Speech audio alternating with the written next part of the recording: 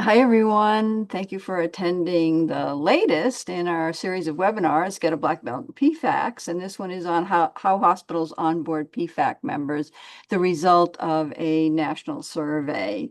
And if you're here for the e-advisors, I apologize. Those panelists that we had conflicts. So that is going to be postponed till April. And today it's about onboarding PFAC members. So here's a little bit about my background.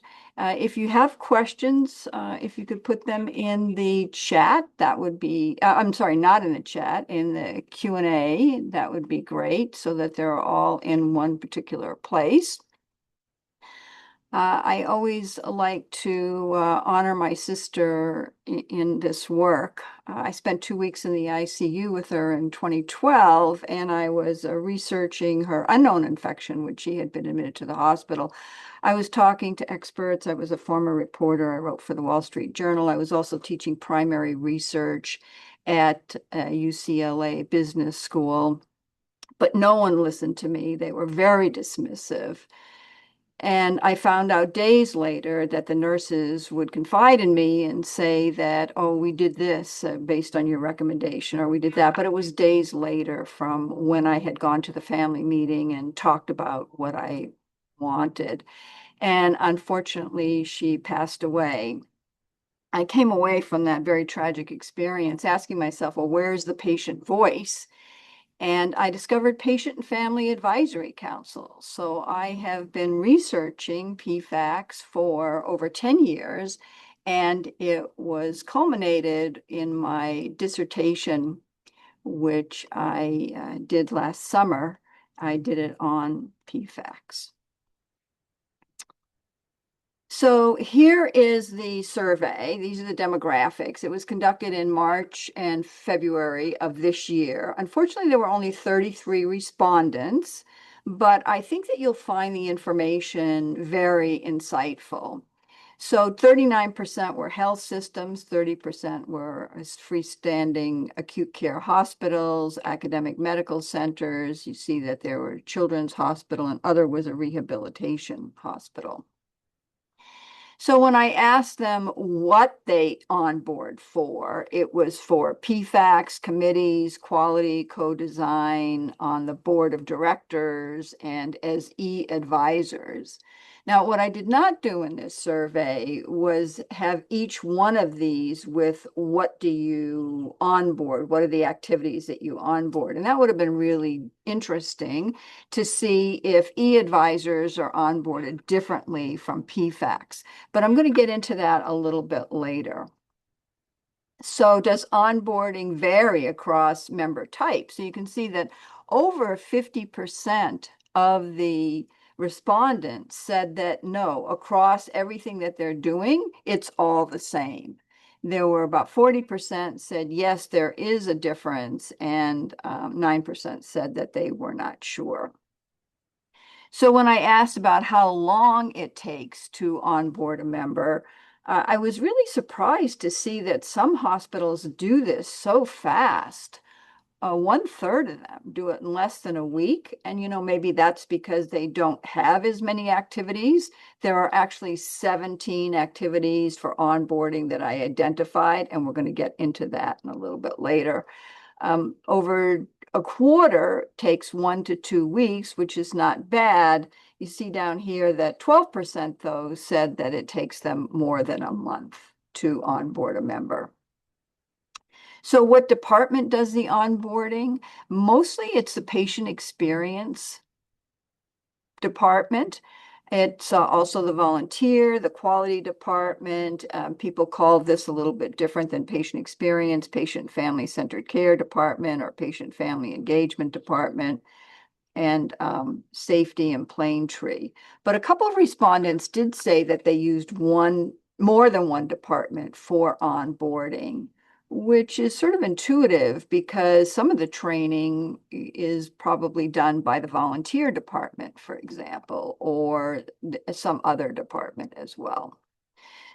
So this was a good information that I learned. How burdensome is the onboarding process? And I'm actually doing this survey and this webinar because so many people always talk to me about complain actually about how burdensome it is to onboard members of the PFAC. So I was very happy to see that over half said that it's not burdensome at all, and that a very small percentage of only 10% found that it was very burdensome.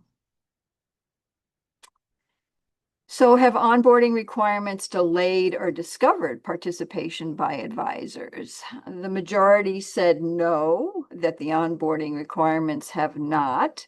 A third said yes, and there were some that were not sure whether or not it had delayed or discouraged participation. Which requirements create the most friction? So this is health screening and vaccines. A third said that it creates the most friction. Tech access also, which is sort of a shame that we still have issues with people unable to use the tech, or that becomes a friction for them. The training modules, the background checks, the forms, and the schedule. And just to take a look at the schedule a little bit closer, I did this survey last year as part of my dissertation for the PhD, and I asked how long do PFAC meetings typically last, and the majority said, or let's say the most popular was 1.5 hours, 90 minutes. But I did ask also about the time of day. And here you can see that the most frequent response was in the afternoon. But when we may need people to attend, maybe because they're younger, they have children, only 40% answered that they had their PFAC meetings at 6 p.m. or after. So with scheduling, there is an issue with people if they can't attend because of the schedule. And I know this is a big problem with some PFACs because they want to keep the meetings in the afternoon. And when they poll everyone who's on the PFAC, oftentimes retired people, they may want to continue with the afternoon. But what that does is it eliminates other people who work or maybe have young children or whatever the case is when they can't get away during the day, but that they could at night. Okay, here are the 17 onboarding requirements that were in the survey. So you can count out how many you do, because I'm going to tell you that the average is 6 requirements. The minimum was 0, and that was somebody who was just starting a PFAC, so they weren't doing anything yet. And the maximum was 15 out of these 17. Okay, so you can see that the number 1 is confidentiality. And of course, this is so important that you want everyone to sign a confidentiality agreement, because they should not be talking about what is shared in the PFAC meeting outside of that meeting or with anybody else. So you can see that 8 out of 10 people said that they have PFAC said that they had a confidentiality agreement. There's also a code of conduct and a way of a behavior, or code of conduct, what's called that acknowledgement, which is usually signed. And this becomes important because in my research, I found that 3 hospitals closed their PFAC because of behavioral issues. So one of the webinars that I had in this Black Belt series, it was about how you educate and coach members. And I'm going to talk about that at the end here, of where you can find that on my YouTube channel, actually. But it's important that there is a code of conduct and that it's signed by the members so that they know the way that they should act, or the way that if they act a certain way, that they'll be asked to leave the PFAC, for example. I was surprised that a little more than 3/4 ask for an application. So it seems as though some PFACs are so anxious to get people on them that if you raise your hand and you say, I want to be on one, then you are on one, and there's not even an application. But an application is important, especially if you want the members to reflect the demographics of the hospital, so that when the PFAC members are sitting together in their meeting, it should look like the waiting room in the hospital as well. Here's another one to sign. Again, the description or a charter of the purpose of the PFAC. And oftentimes these documents are available on the web, and the Institute for Patient and Family Centered Care, IPFCC, has a lot of documents that you can use if you need a charter, for example, or an application. A little more than half had a photo ID badge. There's also criminal background check, again, a little more than half. HIPAA training, keeping the information personal. And here we get into some healthcare, a TB test, about a third, training on safety and infection prevention, reference checks. Again, surprised that only a third had any kind of reference check. Flu vaccine is required. And then people have a system login or an email account that's affiliated with the PFAC. There's drug screening by some PFACs. Again, a COVID vaccine, another vaccine. So we have COVID vaccine, flu vaccine, and a TB test here. And then very little is DEI or cultural competency training, less than 10% there. And finally, litigation check.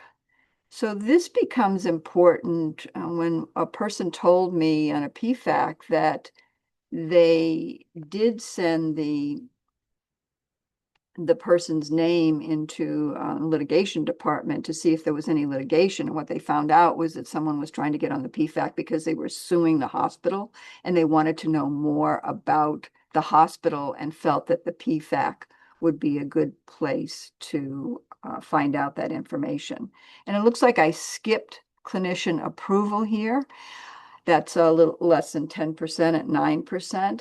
And the reason that this is so important is because someone did tell me that they always go to the clinician, the primary clinician usually, and ask and mention that the person has applied for to be a member of the PFAC and will probably be joining the PFAC, that they're going to invite them to join the PFAC. And one primary clinician wrote back and said, absolutely not. The last time this person was in the office, we had to call security.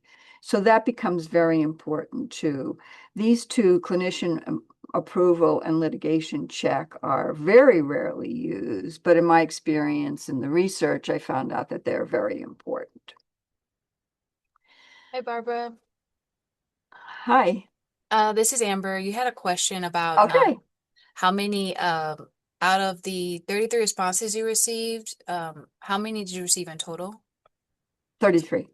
So that's the total amount? That is, Okay. yeah. I certainly wish that more people had participated, but I sent off a couple of emails. I sent it onto my LinkedIn group. So if I ask you to participate in a survey, I would be so thankful if you did.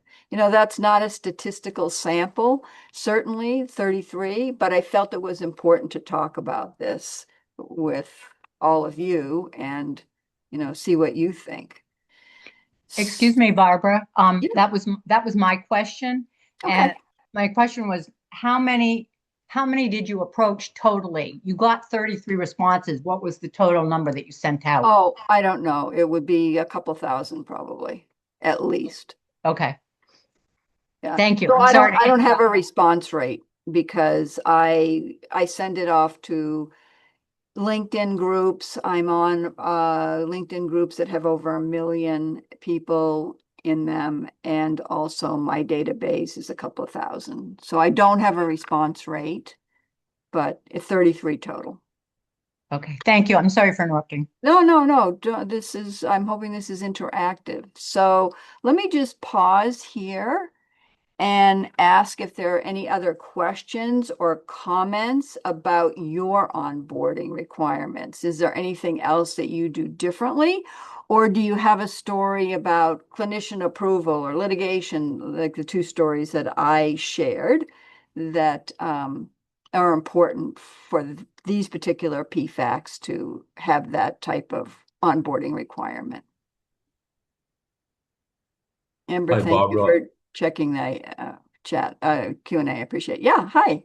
Hi, this is Nam Gill. I'm from Johns Hopkins Hospital. I oversee patient experience inside volunteer services and patient experience, a PFAC group as well. We have like a 14 PFAC groups, and we are in the middle of developing policies, system level PFAC policies. We are almost done there, and also in the process of developing onboarding process and management. This is very timely for us. Thank you so much for doing this one.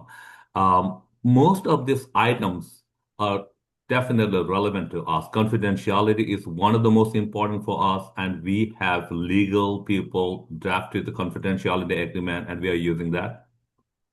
Code of conduct is something that we are developing right now, but many of the PFAC, they push back on the background screening, occupational health requirements, and all those things. So they really push back very hard. So at this point of time, we are not doing any background screening. We are not doing any flu vaccinations and or any kind of a health screening. So that's where we stand right now. Uh, I'm also struggling what training materials what training modules we should develop, like a HIPAA, infection preventions, confidentiality, other material, and code of conduct also. So if in case any of you have a good process or good module, I would love to learn from you and share what we have also. Thank you. So Namgil, I think you probably have a very robust volunteer department and with a lot of volunteers at Johns Hopkins. So they probably have HIPAA is required for volunteers, of course, because a lot of them are interacting with the patients. So they probably have modules. I would see what they have. And then if you're a member of the Barrel Institute, they have a lot of resources. Many of the resources at IPFCC are free, although I was just on the website recently and they put a lot of them behind a paywall now. But those are resources that you can check on too. Thank you. Thank you. Any other comments or questions about the onboarding requirements? This is pretty extensive. I can go next. This is Carla Isold from Cincinnati Children's Hospital. And for the first comment, Barbara, I think that I saw some of your emails and I didn't know who you were back when you were asking questions. So I did not even click in the email just because we get a lot of, spams and things that can, yeah. So I think if you send this again, you probably will get more since you are more known now. And then for us, we separated ourselves. So we created an office of patient and family engagement. And we separated ourselves from volunteer services. So we don't have to put our families through background checks, photo ID badge, the background check and all the vaccinations. For us to hear our families and patients' feedback, we don't need to have all of that. So we just make sure that we don't have our patient facing. So all our meetings are in conference rooms that they don't need to be in direct contact with patients. So the only thing we do the confidentiality, we do the application, and we offer our family partners an honorarium of $25 an hour that they can choose to accept or decline. If they accept the honorarium, then they will have to fill out a W-9, a direct deposit slip, and a few things that we need to set them up as vendors, and they will get compensation of $25 an hour. I just want to share that. Okay, that's great. So you're only the third hospital that I've heard of that pays. So that's also very interesting. Should we be paying our volunteers? And we do for every if they are in our program and they accept the honorarium, we pay them with increments of 15 minutes. And they get paid for either they are online, virtual, in person, it doesn't matter. If they accept the honorarium, they get paid. I see. Okay, thank you very much. So Jeff, you've got your hand up? Yeah, we also provide a stipend to our Oh, good. council members, a $50 like gift card to either Target or a supermarket or something for their time. Travel, babysitting if they're on our or on our pediatric councils, that kind of thing. Is that monthly? Yes, or I if mean, they is attend that in person. okay? That's for the meeting, for one Yeah, meeting. I yeah. see. If every time they come in person, they get the stipend, we call it, and then if they're online, then they don't. So. I see. Does that increase the amount of people who show up in person? I think so, but I think really it's just the camaraderie. I mean, a lot of our council members just really have gotten to know each other and they want to get together because usually we have, we have a meal too, we have a dinner for them, and then they get to be there for the meeting. And it just seems like there's a lot more a lot more conversation when they're in person. Hmm. So the majority that I've heard of, Jeff, is Mhm. around $25. And only a couple because I don't know that many. And that should be a survey. It could be a survey. But I do know that Mass General pays $50 an hour Yeah. also. Yeah, we do 50 for our pediatric councils because we're considering their travel and babysitting kind of. For Right. for our women's council, they get 25 but I that's see. just the way it works. And what organization are you with, Jeff? Advent Health. Advent, right. Okay. Mhm. Okay. I don't see any other hands raised. Amber, anything else in the chat or the Q&A? No, we're good. Okay. All right. So let's move on. Okay, so here I asked, what would you do to improve the onboarding experience? So some people said that it's the administrative burden and the access barriers. So there seems to be this tension between legal and what the legal department thinks that everybody should sign and do, and the PFAC that wants to get people on the PFAC. And so there are both access barriers and administrative burden. Some people, it's just hard for them to do all of these. If a person is doing 15 of these, as one hospital is, then that becomes hard. And sometimes PFACs can outsource this to the volunteer department, but other times the volunteer department says, no, we don't want to do this. So the ambiguity between PFACs and volunteers are oftentimes patient-facing. PFACs are not for the most part. So that's one issue that could be improved. The need for standardized governance structures. The PFAC is different than the volunteers, or PFACs within a hospital, maybe a hospital system may be different. And I know one hospital system that is trying to standardize these across all of their PFACs. Organizational and legal constraints, I mentioned this briefly. The staffing limitations that it takes if you've got one PFAC and you're one person and you're trying to do all this, it could be burdensome. The cross-functional collaboration gaps, we have some of the training for HIPAA, then we have other vaccines and healthcare things. And finally, the idea that current PFAC members can help new PFAC members to be onboarded. Okay, here was one suggestion that I thought was very interesting of the solution to this. And this person has created a tiered system, and it's some PFACs, or depending on committees or whatever it is, that's just an interview and a signed agreement. And others have a full multi-step volunteer services onboarding.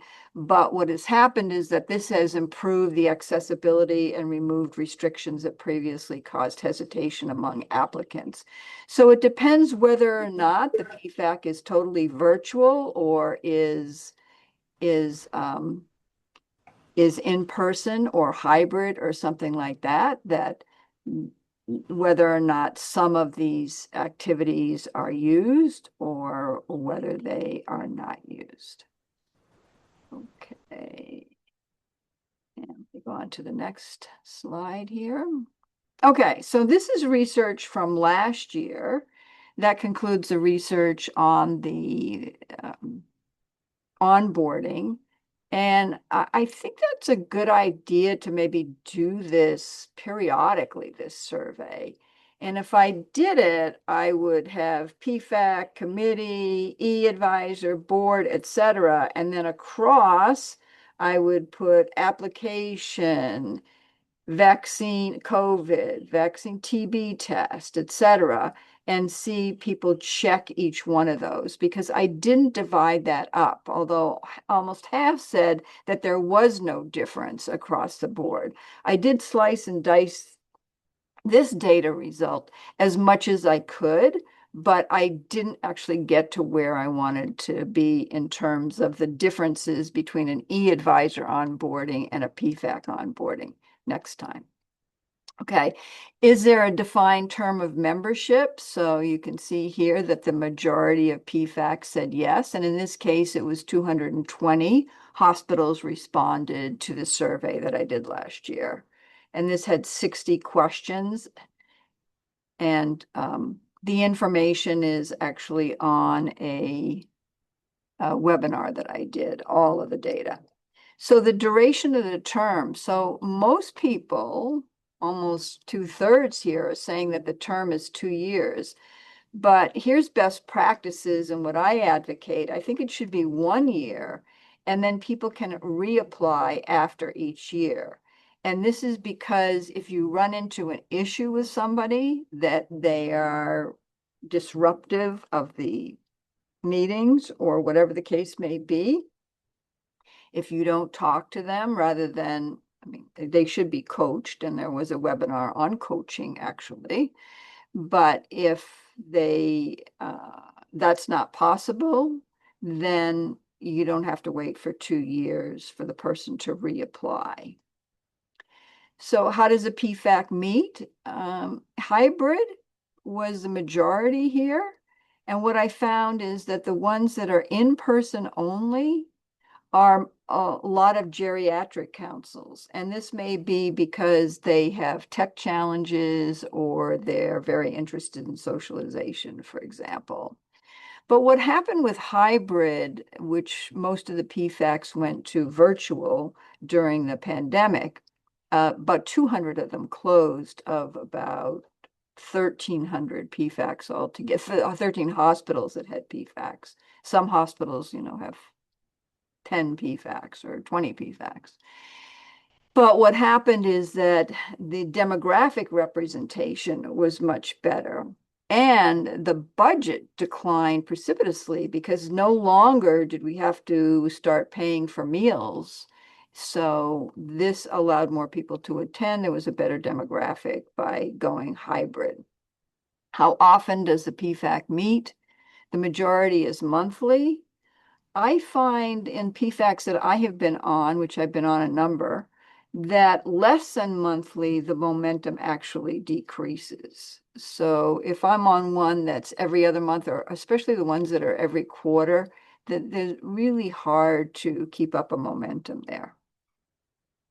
So how frequently do you provide training for your PFAC members?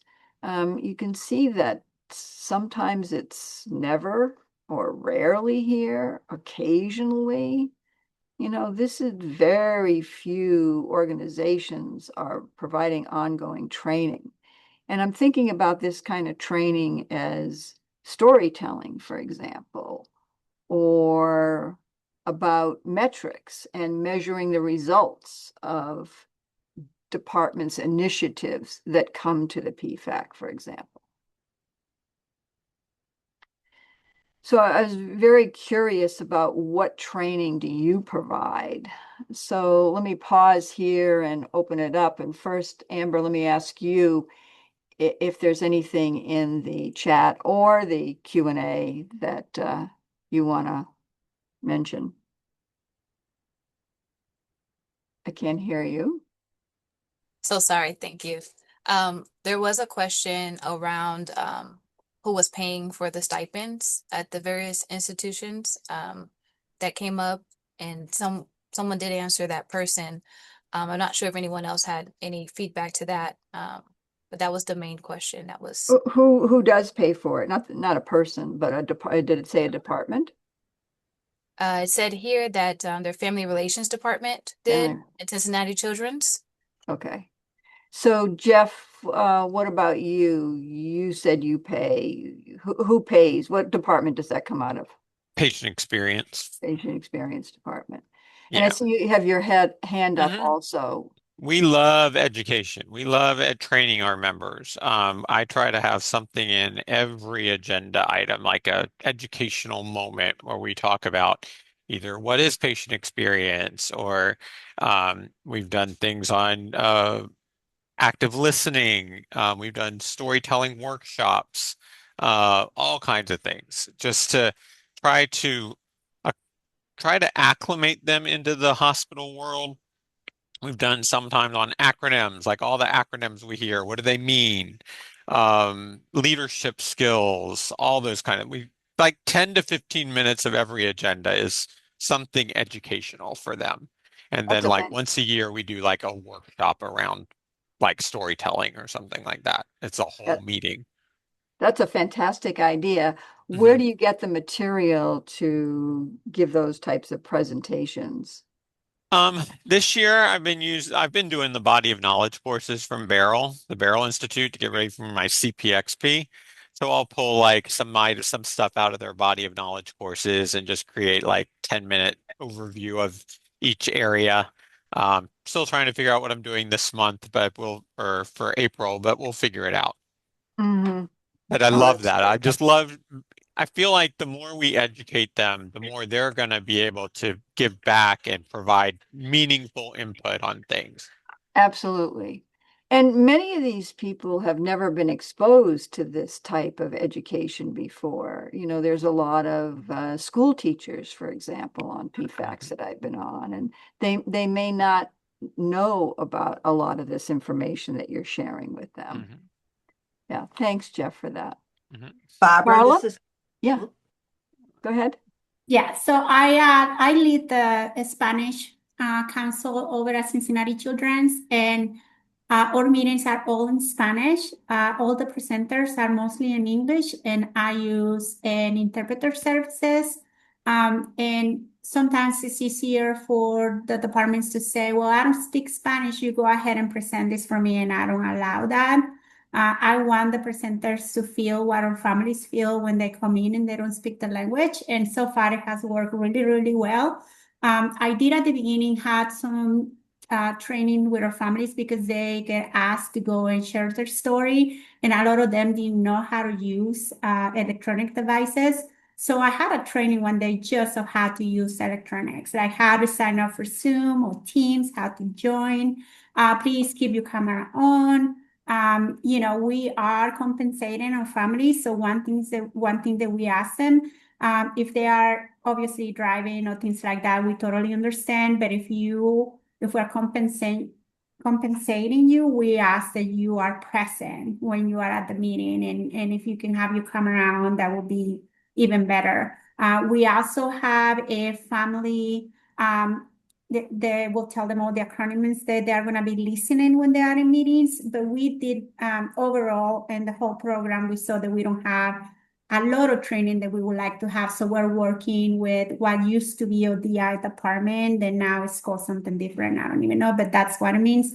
We're working with them to have a competency training for families so we have a lot of diversity in our councils, and we want to make sure that everybody respects everybody. So we're working on that training right now.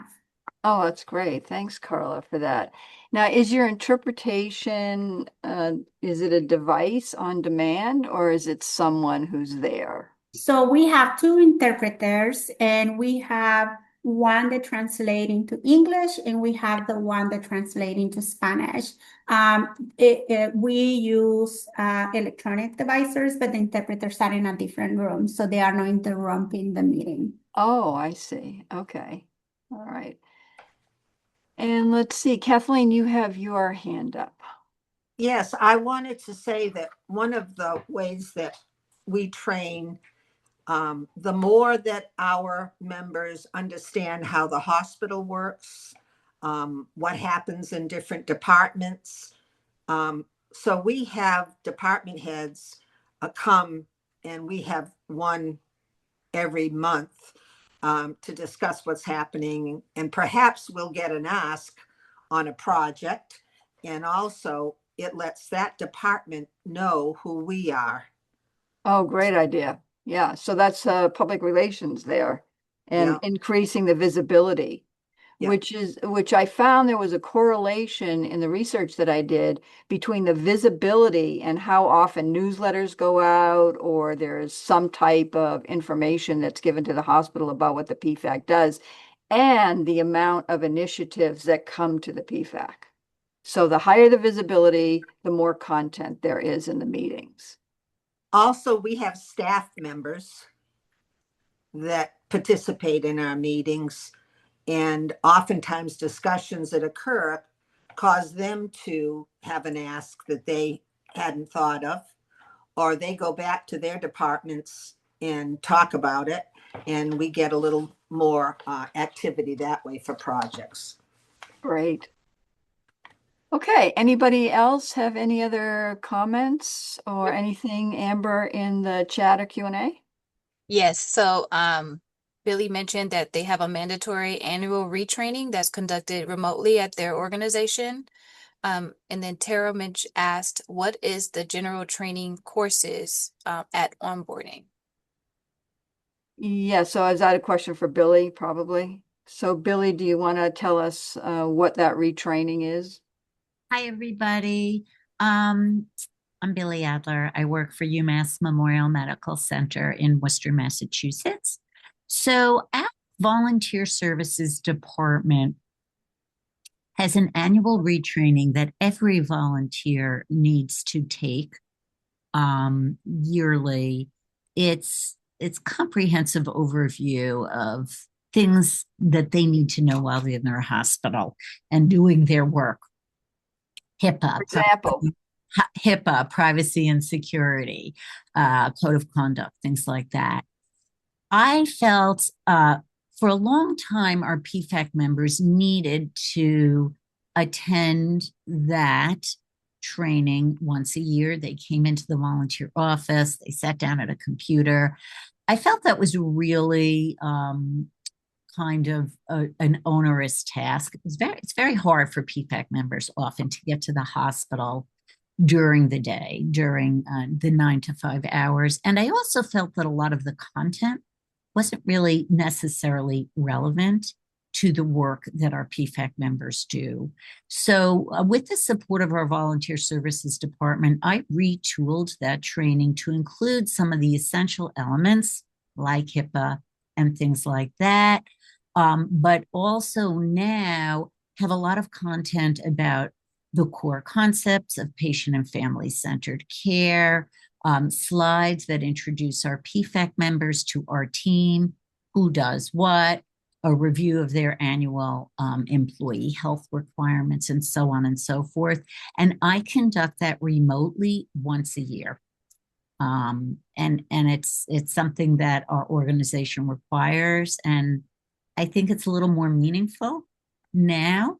I'm not sure what's going to happen in the future because I think they really are trying to standardize things, but happy to answer any questions if you have, or share more information if you find this helpful. Thank you, Billy. Amber, anything else before we move on here? No, but it looks like Mina might have her hand up. Okay, Mina.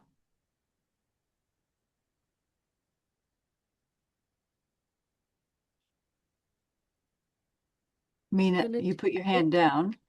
Go ahead. I'm Okay. I'm in an LMIC. I'm in India, and this is a mixed system. So I'm in a private setup, tertiary care teaching hospital. My question is, we don't have a PFAC, and I'm still thinking of it. My question is, what happens to the ideas that the PFAC members provide that are filed as official minutes of the meetings? Where do they go after that? After that? So they usually what happens these days, originally when PFAC started years ago, it was sort of a gripe session and people sat around the table and said, why does the elevator door close so slowly? And, came up with different things that they didn't like when they visited the hospital. But these days, it's what I call 2.0 PFAC, and that is where departments come into the PFAC and talk to them about their problems. And there's three types of feedback that PFACs provide. One is a stamp of approval where the project is done and the department comes in and said, here's what we did. We need your stamp of approval. Can we get that? And that's actually outlawed by some PFACs. And one person told me this is not respectful of the PFAC. You don't bring a done deal to the PFAC and ask for their approval. The second level on the engagement as you go up, the next level is feedback. And that's where the majority of PFACs fall. About 60% of all PFACs, that's what they do for the most part, is a project comes in and we're working on this. We'd like your input, and then they get input and they go back and retool and maybe come back again. And the third one, that's the highest level of engagement, is considered co-design. And that's where the department comes and says, we have this problem, please help us with it. And the PFAC actually designs from the ground floor the solution to that problem. So generally, the more advanced to robust PFACs have departments come in and talk to them about what their needs are. The PFAC then gives input, and some PFACs say that the department has to come back and report on what they heard and what they did with that information. So what the PFAC actually does, liaisons, is they keep track, oftentimes in an Excel spreadsheet, exactly who comes in, what they want, what their ask is, the questions, for example, and then when they come back and they talk about what the result was. So it's usually generated from a department, Mina. Just one more curiosity I had. Does any of the participants do you have any experience of having to teach right to health to PFAC members during onboarding, or Are you teaching what? right to health? I'm sorry, I'm not understanding that. So Amber?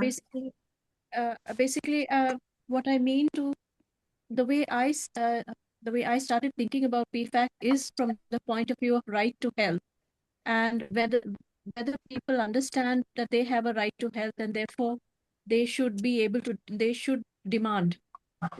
Oh, you're talking about right to health? Yes. Yeah. Unfortunately, the United States does not do that. There are other countries like Cuba, which says that you should have health from the time you're born to the time you die. You should have health care and we should keep you healthy. But that's not part of the United States, unfortunately. Right to health. Yeah, it's written in some countries' constitutions. Is that what you're talking about? Yes. The right to have health care. Yeah. And we've got to move on soon, but Kathleen, I see your hand is up. Yes. How do you think PFACs could self-initiate a project that they feel is important? Okay, so the way this is done, and from my research, is that they bring, and oftentimes PFACs, they bring things to the liaisons and they say, what about this? Or I experienced this. Can we have the department come here and talk to us about it? So then it goes out to the department, and then the department comes in and listens to what the PFAC has to say. Okay. Versus us initiating a project somehow. No, well, you need the department that the project is, to involve them. It's going to Okay. be hard for you to change the discharge directions without the discharge department or whatever department that is Yep. involved with you, right? Okay. Yeah. So how often do you work privately with members? That's important. We're coming up on the end here. Amber, anything else in the chat or Q&A?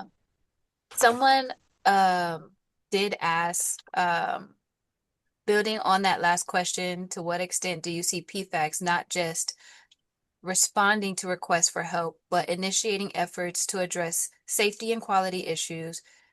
Example, to look at C-section rates, harm from errors, issues of staffing. Yeah, so the PFAC members can certainly bring that up, but then it would be involving the department to come in and talk about that, where the PFAC members could voice their concern or their questions or whatever the case is. Thank you very much for this interaction. I so appreciate it. So our next webinar is in April, and hopefully it'll be Scale the Patient Voice, Why E-Advisors Matter. And it's not an either or, I'm finding. It's that there's PFACs and there's E-Advisors. And oftentimes surveys go out to the E-Advisors, and then the results of those surveys come back to the PFAC and say, here's what our survey says. And then they get into more depth as to what they want to talk about the hospital. The survey is kind of superficial, and then they more depth, they serving as sort of a focus group. That's going to be next month. Okay, Amber is here. She was the first place winner of the Tampa General Hospital for the first Black Belt PFAC Metrics Challenge. And I'm going to be hosting this challenge again toward the end of the year, probably around Thanksgiving. So if you're doing any projects, please measure them, because we will be assigning, we will be awarding people first place, second place, third place, Children's Hospital and non-hospital winner for 2027. Okay, here are my credentials, and just quickly let me show you a couple of things here. And so here is my YouTube channel. I'm very fortunate. I have 52 subscribers. Get a Black Belt Managing Multiple PFACs, proven ways to measure results. If you're interested in participating in the Black Belt Challenge, Metrics Challenge, you might want to watch this. Member education and recruitment and research results as well. So, Barbara, please. there was one question. If you could tell which projects, could you tell the audience what the projects were that won the awards, or if you have somewhere they can access that? Yes. Okay, here they are. Okay, so here are all the projects: first place, second place, third place, Children's Hospital and non-US. And this is on my website, which is Healthcare PX. And just go to more and then Metrics Challenge. And you can find that. Thank you, everyone, so much for attending this. I so appreciate it. And you stay tuned for the next one that'll be coming soon in April on E-Advisors. And if I can help you in any way, please let me know. Thanks a lot.